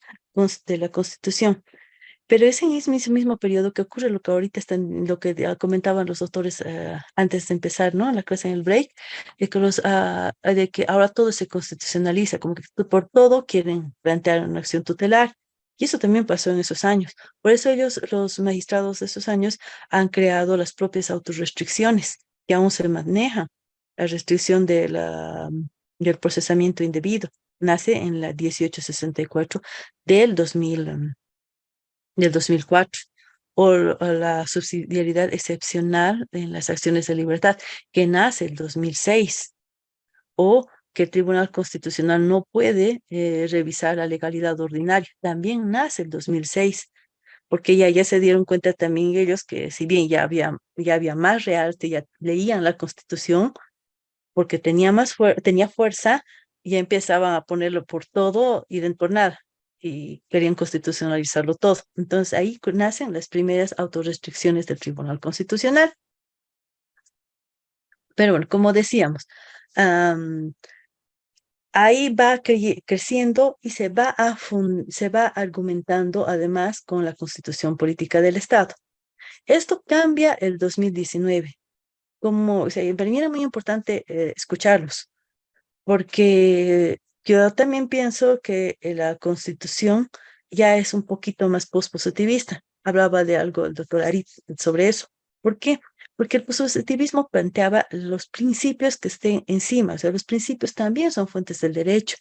Y en la Constitución ya habla de un compendio entero de principios. Ya empieza a poner los principios, valores, y se empieza a argumentar con eso. El Tribunal Constitucional empieza a agarrar esos principios, incluso los Sumaka, Amayuya, Amasu, Amaquella, ya los empieza a inscribir en las sentencias. La Constitución que habla de principios de los servidores públicos. Y a raíz de eso, los nuevos códigos que nacen, un nuevo Código Procesal Civil, el Código de la Niñez y Adolescencia, el Código de Género, el Código de las Familias, ya empiezan a poner principios, porque esos son los que van a guiar el contenido de todo el código, ¿no? De la ley. Y estos principios nacen con el pospositivismo y nosotros empezamos con esa visión. Nuestra Constitución tiene principios y los códigos que nacen después de la Constitución empiezan a hablar, a poner los principios. Entonces, esos principios vienen a ser parte de las argumentaciones. Y va cambiando el paradigma también, bueno, a mi criterio. Yo preguntaba a los demás cuál es su criterio. Creo que hemos coincidido con todos de que es el criterio que manejamos, ¿no? De que se va cambiando así, se va viendo así. Ahora, un libro sobre esto de Farid Rojas, el libro La Red, la Constitución y de Construcción. En este libro, él plantea eso, él plantea que se tiene que dejar de fundamentar el positivismo, en el positivismo las decisiones, y ir avanzando el positivismo.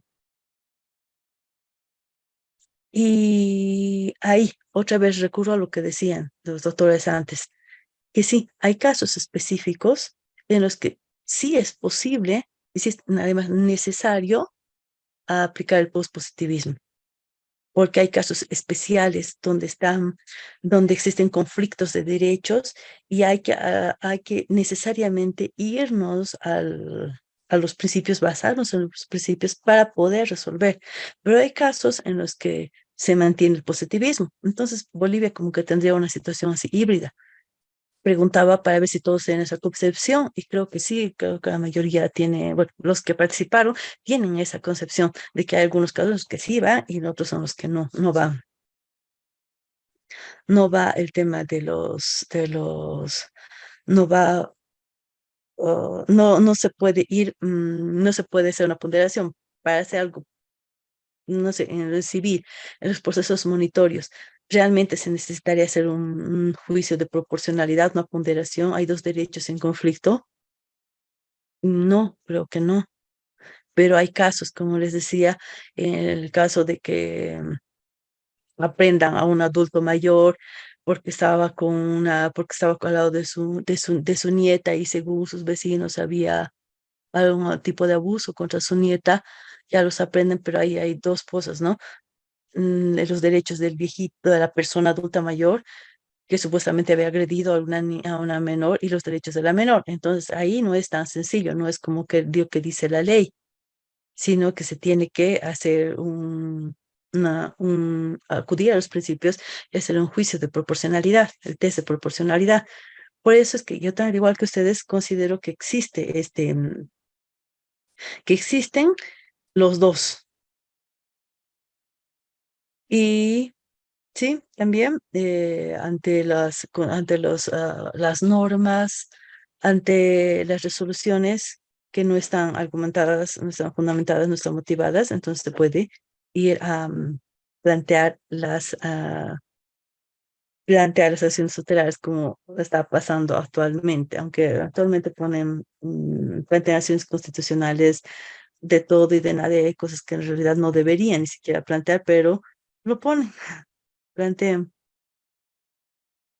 Entonces, los jueces ya, a partir de los mismos principios que dicen que están escritos en las leyes, y no pueden decir no a interpretar o resolver un caso porque no es ambiguo. Eso lo dice la ley del órgano judicial en el artículo 15.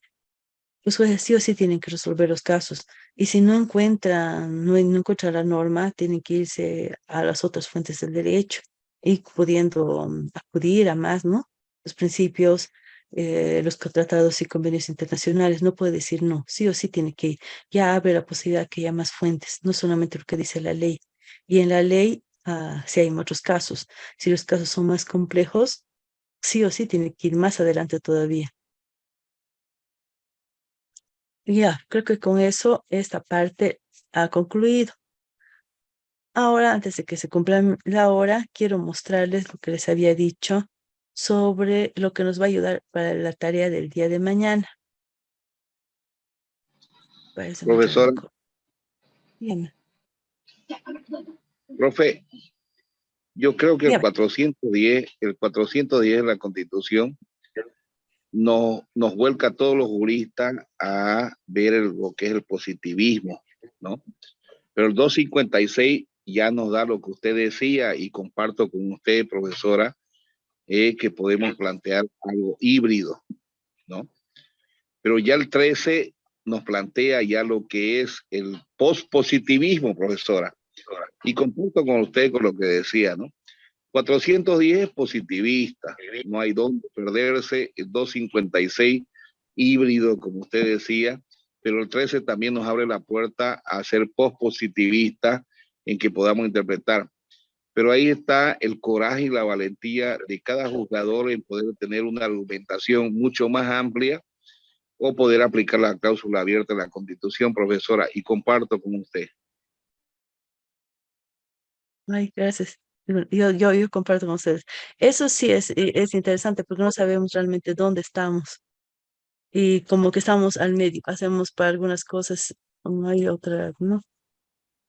Perdón, Varios casos se noche, han, doctora. perdón. Sí, ¿va a hablar? Varios casos se han resuelto a partir de la 256, ¿no? De la Constitución.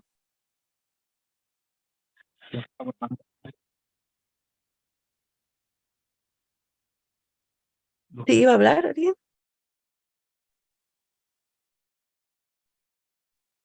Ya, ahora sí. Hola. Hola, sí. Julio.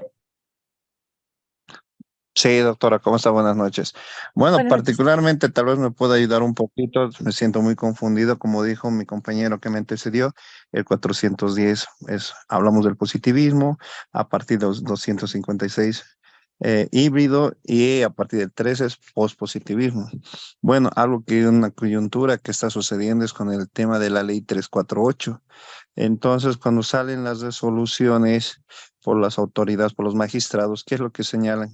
Más allá que señalen las sentencias constitucionales, no señalan casi en la mayoría, en ningún auto supremo, y en la particularidad de ellos lo que hacen es darle más prioridad a los tratados internacionales, a los convenios de derechos humanos, sabiendo que esos convenios han sido aprobados obviamente para toda Sudamérica y Latinoamérica, pero han sido elaborados con otro criterio, con otra perspectiva de sociedad. Entonces, al darse aplicabilidad a eso, lo que hacen es confundirnos también a nosotros, porque nosotros, en este caso, si vamos por parte del imputado, tratamos de ser positivistas, tratamos de aclarar, señalar, pero ellos simplemente ven algunos presupuestos que son muy sencillos, en el cual uno de ellos, como la norma señala, una declaración de la víctima es más que suficiente y tal vez si fuera en el caso de una violencia psicológica, una valoración simple y sencilla por un profesional psicólogo, ojo, que no está reconocido en el Colegio de Psicólogos del departamento, que no tiene una especialidad en psicología forense, pero particularmente cuando se trata de hacer esos análisis concretos, simplemente se van a través de los convenios. Bueno, eso es la particularidad que estamos pasando en este momento, doctora. Y tal vez, no sé si usted se merece algún tipo de comentario. Muchas gracias. Doctora. Sí. Sí, sigue. Sí, muchas gracias, doctora. Bueno, no sé yo, pero la verdad yo creo que sería no sé, digamos, decidir o definir cuáles artículos de la Constitución son positivistas, cuáles artículos son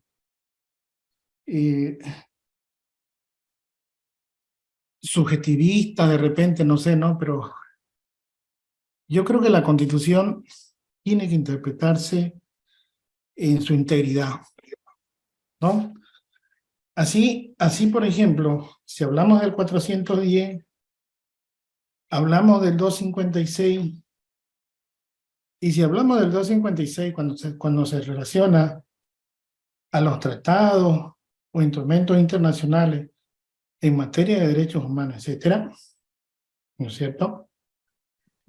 También nos referimos al artículo, por ejemplo, 196, parágrafo segundo, donde dice que en su función interpretativa, por ejemplo, el Tribunal Constitucional Plurinacional aplicará como criterio de interpretación, con preferencia, dice, la voluntad del constituyente, de acuerdo con sus documentos, actas y resoluciones, así como el tenor literal del texto. Es decir, aquí que nos está diciendo el artículo del segundo parágrafo del 196.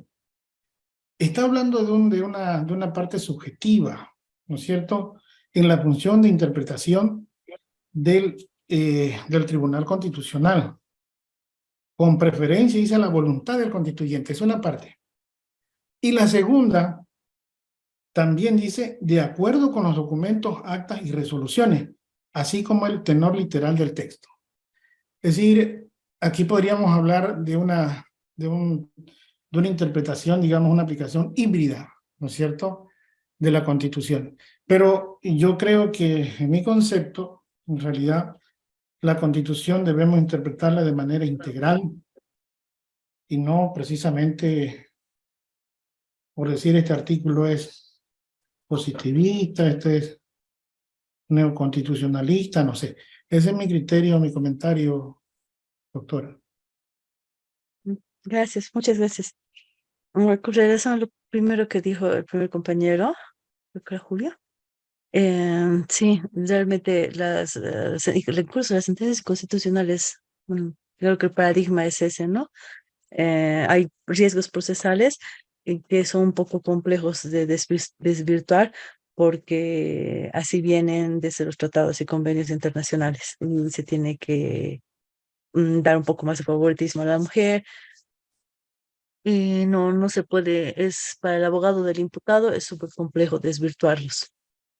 Tienen que fundamentar bastante bien para poder proseguir algo.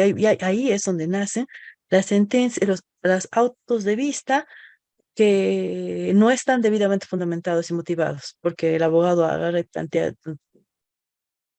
está queriendo desvirtuar 5 riesgos procesales y el auto de vista no fundamenta ningún motivo o solamente se refiere a 3, y entonces ahí los abogados plantean la acción de libertad para que se vuelva a revisar. Justamente es en esos momentos que pasa eso. O el tribunal revisa varias acciones de libertad por vulneración de esos derechos, por autos de vista que no han fundamentado y no han motivado sobre los riesgos, adecuadamente sobre cada uno de los riesgos procesales.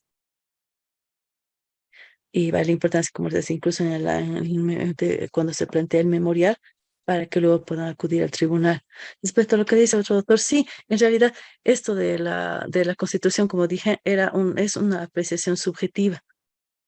Hay algunos que te abren muchas posibilidades y otros que no. Y lo que decía el doctor también es algo subjetivo, porque escrito no se tiene nada. Como que es confusa también algunos artículos de la Constitución y eso se ha discutido bastante. Pero una apreciación subjetiva, sí, yo pienso igual que hay algunas partes en las que sí son lo que dice la ley, pero más positivista, porque está basada en los principios que son la base. Pero, repito, es algo, una apreciación personal. Incluso de la interpretación de 196 también se ha hablado mucho. Creo que diferentes autores se han referido a eso de diferente forma a ese artículo. Algunos dicen que solamente esa parte orgánica a la que se refiere 196 y la 256 se referiría a los derechos fundamentales y garantías constitucionales. Pero eso también es subjetivo. Ahora les quiero mostrar el tema de la fundamentación y la motivación de las resoluciones y porque esto va a ser base para nuestra tarea de mañana. Y vamos a terminar. A ver, tengo que hacer esto.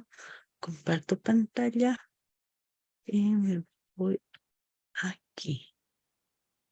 Ahora sí. Eso es algo bien personal que lo he hecho yo. Es mío. Sobre qué tiene que entenderse por fundamentación y motivación. ¿Qué elementos comprende la fundamentación y qué elementos comprende la sistematización? ¿Cuándo podemos decir que una resolución no tiene los argumentos normativos? ¿Qué entendemos? A partir del análisis de esas dos sentencias, se ha entendido que por fundamentación debe entenderse el sometimiento a la constitucionalidad, a la Constitución y al bloque de constitucionalidad, que se debe lograr el convencimiento de las partes de que la resolución no es arbitraria, es decir, no observa el valor de justicia, los principios de interdicción, de la arbitrariedad, razonabilidad y congruencia.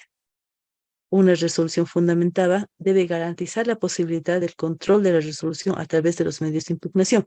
Decir claramente esta resolución puede ser apelable. Debe permitir el control social en mérito al principio de publicidad. La observación del principio dispositivo que implica la otorgación de la respuesta a las pretensiones de las partes. La quinta finalidad, la complementariedad. Ahora, ¿qué voy a entender por una resolución motivada? Porque como he dicho bastante antes, no es lo mismo motivar y fundamental. ¿Qué debo entender por la motivación? Para la motivación debe ser clarito los hechos atribuidos. Debe contener una exposición clara de los aspectos fácticos que existen. Si no están esos aspectos fácticos, no está debidamente motivado. Debe describir de manera expresa los supuestos de hecho contenidos en la norma jurídica. Debe describir de forma individualizada todos los medios de pruebas aportados por las partes. Aquí hay cierta vinculación entre lo que va a ser la presentación de la prueba y la motivación, que sí están vinculadas. Ambas están vinculadas. Debe valorarse correctamente, en concreto, esa prueba. El Tribunal Constitucional no va a dar ningún valor a la prueba, no es parte de sus funciones. Únicamente tiene que decir, sí ha valorado esa prueba, no esta prueba, sí, no, como un checklist, pero no valora nada. Tiene una resolución debidamente motivada, tiene que estar hablando de las pruebas y qué pruebas se han aportado y cómo se ha aportado. Debe determinar el nexo debe valorar de manera concreta y explícita todos y cada uno de los medios probatorios, asignándole un valor probatorio específico a cada uno de ellos. Debe determinar el nexo de causalidad entre las denuncias o pretensiones de las partes procesales, el supuesto de hecho inserto en la norma aplicable, la valoración de las pruebas aportadas y la sanción o consecuencia jurídica emergente del nexo de causalidad. Entonces, si yo a partir de la lectura de las sentencias he sacado esa especie de ayuda para decir, bueno, esto, si no tiene alguno de estos, no estaría fundamentado conforme a esas sentencias. Si no estaría, con esto no estaría completamente motivado. ¿Por qué? Porque hay personas, abogados, incluso me animo a decir jueces, que confunden utilizan la fundamentación y motivación como sinónimos y no son sinónimos. Son dos cosas diferentes, como ya las hemos visto también anteriormente. Ahora, las resoluciones también pueden ser arbitrarias, que no tiene motivación. Por ejemplo, cuando la decisión sin motivación se presenta cuando la resolución no da razones que la sustentan. No hay como hemos visto en el primer veredicto del Chavo. El profesor Girafales lo declara inocente sin ningún motivo. La motivación es arbitraria cuando la decisión no tiene fundamentos o tiene fundamentos retóricos, o cuando deviene de la valoración arbitraria y razonable de la prueba, o en su caso de la omisión de la valoración de la prueba aportada en el proceso. La motivación es insuficiente cuando no se dan las razones de la omisión y el pronunciamiento sobre los planteamientos de las partes. Esta especie de resumen yo les voy a pasar en plataforma. Ahora, la coherencia, como les he dicho, como les he indicado, ahora la coherencia también está formando parte y sería como el tercer elemento o el elemento que une a la fundamentación y motivación que se ha ido estudiando ya anteriormente, que son parte de la argumentación jurídica. ¿Por qué? Porque puede no estar, o sea, pueden no contestar a todos lo que dice, todos los planteamientos de los abogados cuando interponen sus recursos, o la sentencia puede simplemente no estar debidamente, simplemente no tener coherencia. Y ya, no sé, decir una cosa en arriba y resolver de una forma diferente, como el ejemplo que les puse de Juan Pérez. Ahora, cuando las sentencias tienen incoherencia Sí, la falta de congruencia. Las autoridades judiciales o administrativas están obligadas a velar porque las resoluciones existe una correspondencia entre lo peticionado y lo resuelto, que es la congruencia externa, y la congruencia interna, que en la parte dispositiva, el por tanto, tenga relación con lo que dice, con lo que se señala en toda la argumentación. Estos tres elementos los vamos a analizar mañana, los vamos a practicar, los vamos a poner en práctica. A partir de todo lo que hemos hablado ahora, yo voy a buscar casos específicos y mañana los vamos a los vamos a aplicar para que sea un poquito más práctica nuestra clase. Ahora, quiero preguntarles algo. ¿Todos manejan bien el buscador de jurisprudencia que tenemos en el tribunal? ¿Sí? Doctora, no se la escucha bien. Y profesora, ¿Y me escucharon lo que he dicho hasta el momento? Reportado, dice.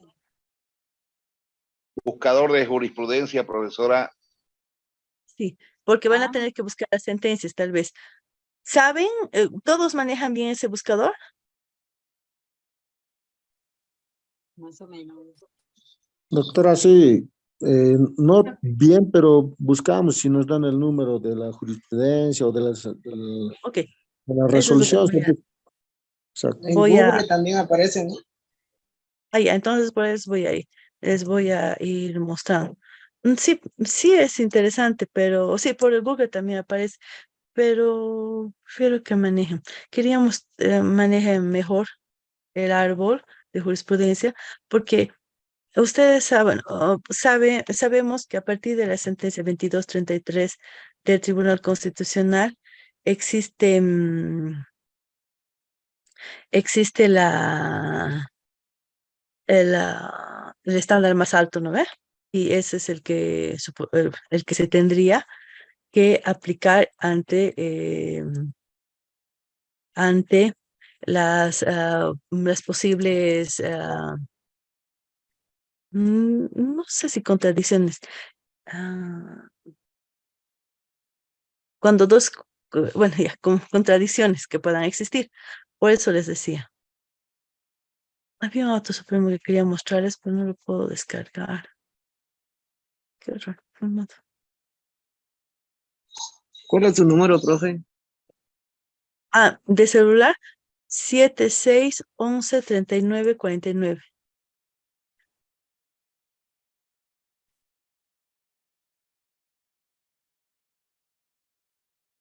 He escrito en el grupo de WhatsApp para que me abran la puerta, ¿no ve?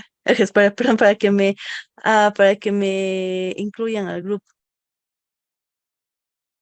Ay, no puede ser. No entiendo muy bien esto. Pero, bueno, lo que quiero que quede claro hasta aquí, bueno, el tema de la historia y el tema de la diferencia que debe existir entre cuándo está fundamentado, cuándo está motivado y cuándo es incongruente una resolución. Eso es súper, súper importante, porque es a partir de ahí donde vamos a hacer los ejercicios y eso, que es, bueno, esa es la matriz de la argumentación jurídica y que es lo que ustedes van a usar en su vida diaria. Por eso es que quería, pues, eso es lo que a mí me importaba que ustedes la tengan clara. En todo caso, como les dije, yo voy a,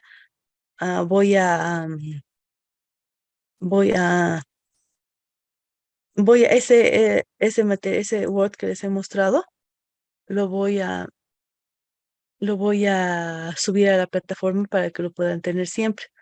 Es algo muy mío que me ayuda para saber cuándo está fundamentado y cuándo no está fundamentado.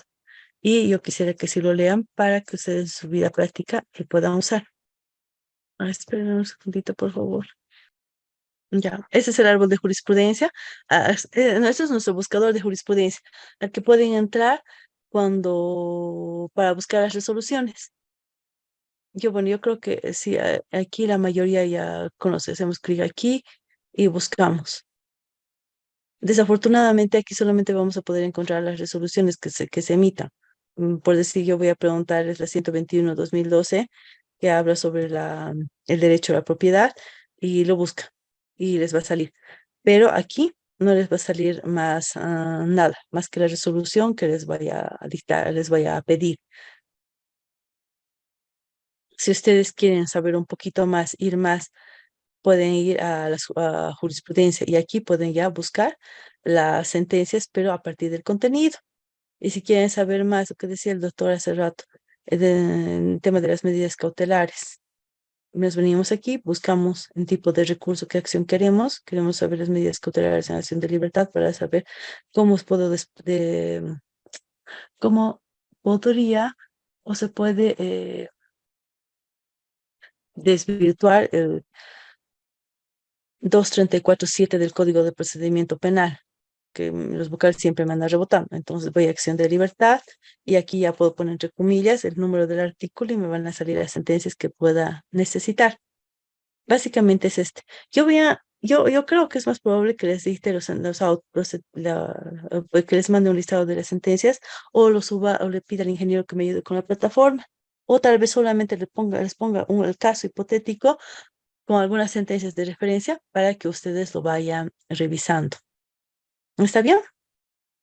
Algo que me parecía muy interesante y les decía era ese tema del árbol de jurisprudencia, que me gustaría también que sí lo revisen para saber cuál es la evolución histórica de de cada cosa, de cada tema, de cada instituto.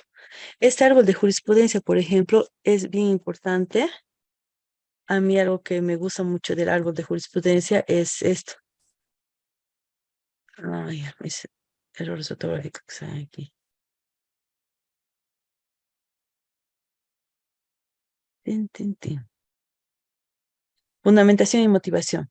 Me va a salir aquí todas las resoluciones, pero que solamente tengan fundamentación y motivación en su ratio decidente. No me va a salir más. Y esto tiene algo bonito, algo interesante, que tiene una clasificación para saber si es fundadora, moduladora o reiteradora de línea. Y ahí puedo saber la historia de determinado instituto. En la 72-2004 voy a ingresar y me va a hablar, esta sentencia me habla sobre la historia de la fundamentación y motivación. La facultad de imputar formalmente encuentra su límite en la fundamentación. Y me empieza a hablar de toda la historia que ha pasado con este instituto. Desde la primera sentencia del Constitucional, ya entrando al Tribunal Constitucional. No creo que les pida de esto, pero sí me parece bien interesante que los conozcan y que lo podamos manejar. O mañana mismo vamos a hacer en grupos pequeños práctica para que ustedes puedan manejar. ¿Eso en qué les ayudaría? Les ayuda bastante en el tema de buscar la jurisprudencia que a ustedes les interese más, que sea más aplicable a su caso de ustedes, a un caso hipotético que tengan, un caso real que tengan ustedes. Porque recuerden siempre que conforme a la línea del tribunal se aplica siempre el estándar más alto. A ver, voy a ver si desde aquí podría entrar. No sé si estoy yo de administradora o es alguien más administrador del grupo. O yo me he quedado sola. ¿Está usted, doctora? Yo soy administradora. Ya, entonces voy a dejar de Ok, compartir y me voy a entrar aquí. Me voy a admitir a mí misma.